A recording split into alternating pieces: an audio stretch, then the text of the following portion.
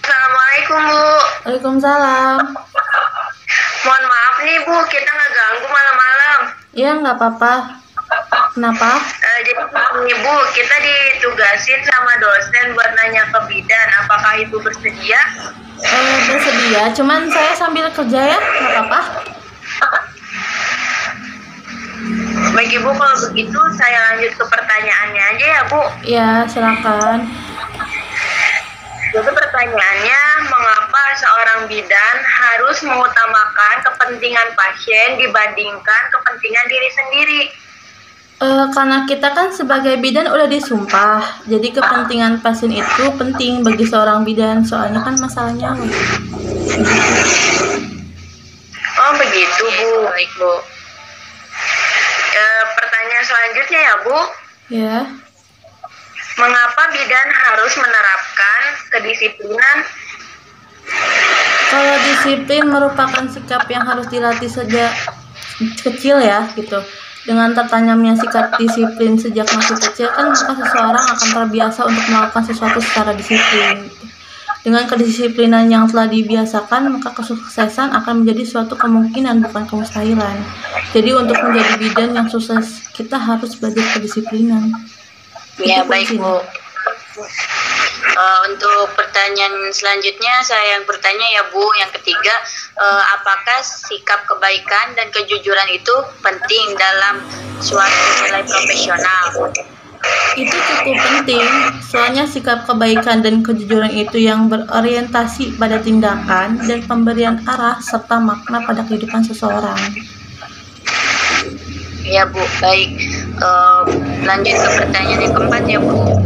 Mengapa setiap bidan harus mengupgrade ilmunya Bu? Ya karena didorong oleh makin majunya zaman ya, dan teknologi kita juga harus sering menggali ilmu lagi serta kecanggihan dan banyak sekali cabang kesehatan yang baru, sehingga kita harus belajar dan menerapkannya. Baik Bu. Lanjut ke pertanyaan yang kelima ya Bu. Ya. Apakah setiap orang mempunyai nilai luhur pada dirinya? Ya pasti punya, soalnya nilai luhur merupakan suatu keyakinan dan sikap-sikap yang dimiliki oleh setiap orang. Gitu.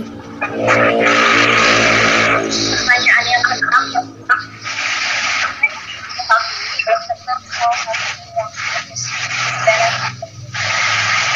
Yang saya tahu itu perilaku etis bidan, yaitu bila bidan menampilkan perilaku pengambilan keputusan yang etis dalam membantu memecahkan masalah klien dengan cara pendekatan berdasarkan prinsip serta pendekatan berdasarkan asuhan atau pelayanan, begitu. Lanjut ya Ibu. Ya. Apa yang Ibu ketahui mengenai nilai luhur dalam pelayanan?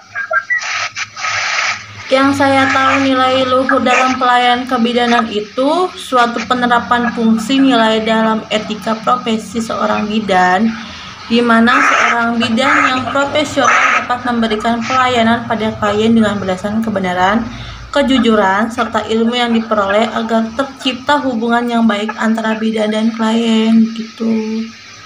Mengerti? Yang terakhir Ya.